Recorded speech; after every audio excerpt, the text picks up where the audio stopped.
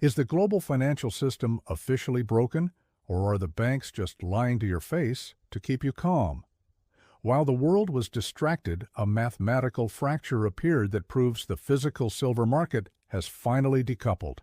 Right now, silver is trading at 78.55 in Shanghai, while New York is desperately pretending it at $72.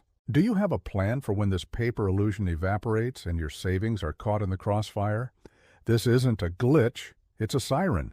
Today, I'm showing you why the 8 gap is the death warrant for the current financial system. But what happens if that law breaks? What if, for one terrifying moment, the unbreakable system shatters? On December 24th, the unbreakable arbitrage mechanism snapped. In New York, the COMEX futures closed at 72.30 SEC. Simultaneously, in Shanghai, the physical spot price hit $78.55. This $6 to $8 gap is a physical impossibility in a healthy market. It means the gravity of finance has failed. Why? Because the banks cannot move the metal. If you could buy silver at $72 in New York and sell it at $78 in China for a risk-free profit, you would. The only reason this gap exists is because the physical silver in the West is not there. To really get why this matters, you have to understand arbitrage. Think of it as the financial world's gravity. It ensures an ounce of silver costs the same in London, New York, and Shanghai, after minor costs like shipping.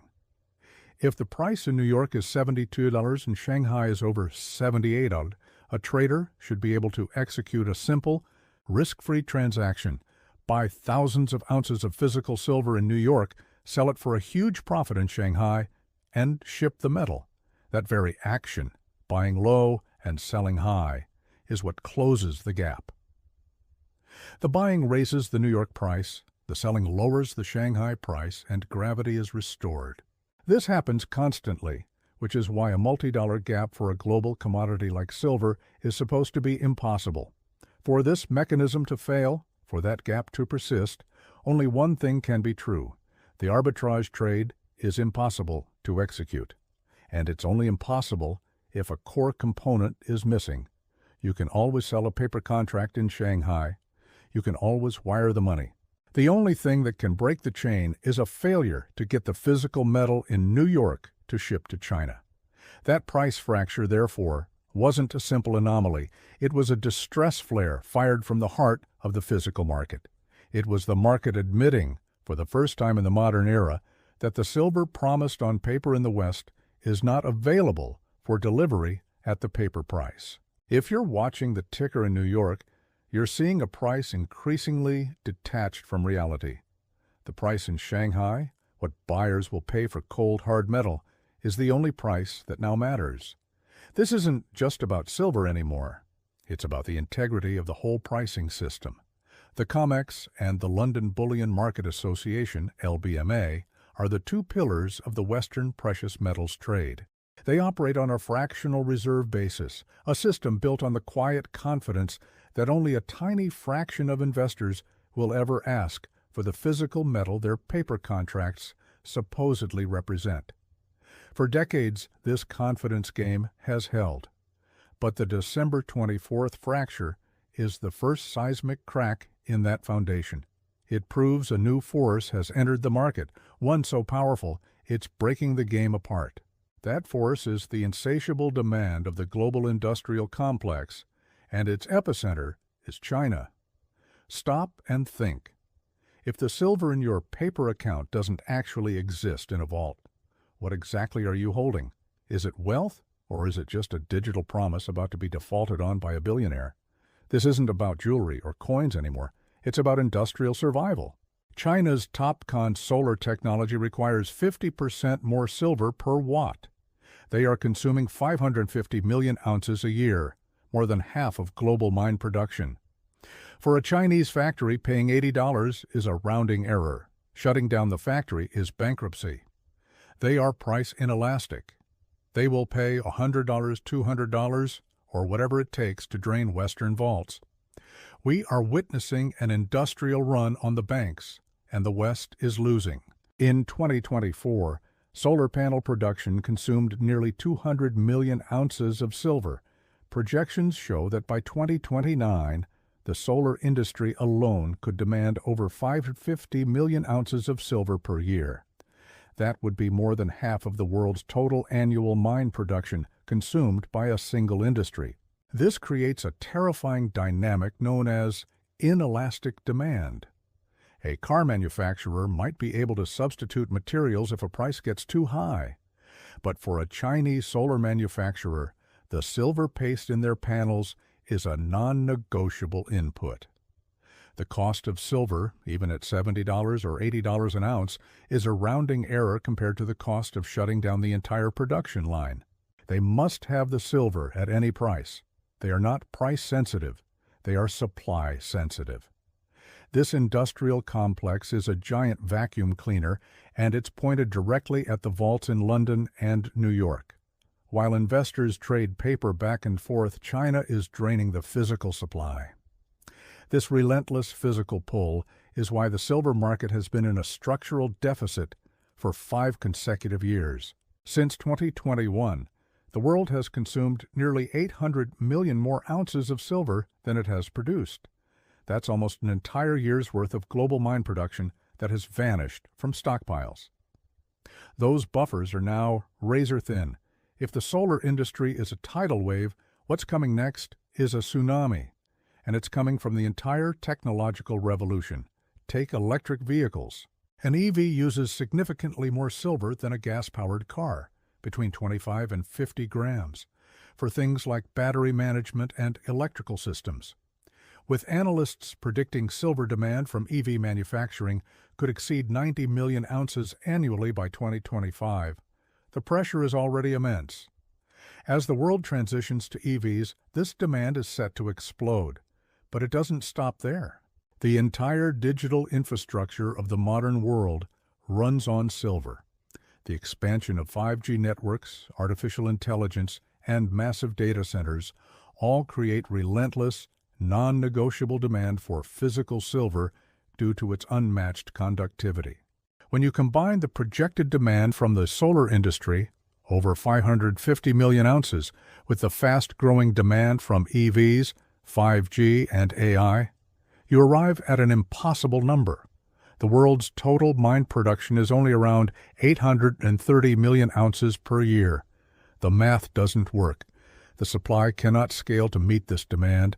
It takes 10 to 15 years to bring a new silver mine online. You can't just make more silver. An industrial panic is beginning. Corporations are looking at these projections and realizing silver is a critical, strategic, and increasingly scarce commodity. Their very existence depends on securing a physical supply. This is why they are willing to pay a premium in Shanghai. They aren't just buying silver, they are buying survival. This brings us back to the COMEX in New York and the LBMA in London. These institutions are not physical markets. They are financial casinos built on leverage. For every single ounce of physical silver held in their vaults, there are estimates of hundreds of paper claims, futures contracts, and options, all promising ownership of that same ounce. This system works as long as everyone agrees to settle in cash and never asks for the actual metal. It's a global game of musical chairs with hundreds of people dancing around a single chair, confident the music will never stop. But the industrial demand from China just walked into the room and turned off the music. The price fracture on December 24th was definitive proof. The arbitrage trade that should have instantly slammed the price gap shut failed because the first step in the chain is now broken. The physical metal is no longer available at the paper price. When traders try to source the bars, they're met with a harsh reality. The vaults are either unwilling or unable to release the metal. While COMEX data shows large total inventories, much of that is eligible metal, privately owned, and not for sale. The registered inventory, the actual metal available for delivery, has been under relentless assault, with inventories in Shanghai and London also hitting lows. What the price fracture revealed is that the West has the paper, but the East has the metal. And in a physical shortage, the one holding the metal sets the price. The arbitrage trade, the fundamental gear that synchronizes the global commodity clock, has been shattered. So, what happens when this undeniable physical scarcity collides with the paper leverage of Western markets? The answer is a default. Not a loud, dramatic default where the COMEX shuts its doors overnight, but a quiet one. It will happen when a major consumer, unable to find metal elsewhere, stands for delivery on its massive futures contracts. They won't want cash. They will want the metal their factory needs. When that demand for physical delivery exceeds the dwindling registered inventory, the exchange will face an impossible choice. They cannot deliver metal that doesn't exist. At that point, they will likely be forced to invoke a force majeure clause and change the rules, declaring that all remaining contracts will be settled in cash. This is the moment of the great bifurcation, the day the paper market officially delaminates from the physical world. On that day, two prices for silver will emerge. There will be the COMEX price, a cash figure based on a now defunct paper market which will likely crash. And then there will be the real physical price determined by what a desperate buyer will pay for a bar of metal to keep their assembly line moving. What will that price be? We've already seen a premium of over $6. Will it be $20, $50? Will it be over $100 as some analysts now project? This is no longer a question of speculation. It is a question of industrial necessity. The price fracture in late 2025 was the sound of the countdown starting. It was the market's first shocking admission that the physical scarcity is so severe it can no longer be hidden by paper. It proved that pricing power is no longer in New York or London.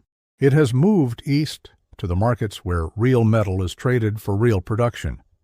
The frantic rally we're seeing, with prices hitting fresh record highs above $75, is not a sign of a healthy market. It's a panic as paper traders realize the chair has been pulled from the room. A day of reckoning is here. The 8 fracture was your final warning that the 50-year-old system of paper promises has shattered against the wall of physical reality. Pricing power has officially moved to Shanghai, leaving the COMEX as a casino with empty pockets. The paper illusion is over. The era of real metal has begun. Prepare accordingly. The $8 fracture was your final warning. The transfer of wealth from the paper-heavy West to the physical-heavy East is no longer a prediction. It is a fact. Pricing power has moved to Shanghai, and the COMEX is now just a casino with empty pockets. The paper illusion is over. The era of real metal has begun. Prepare accordingly.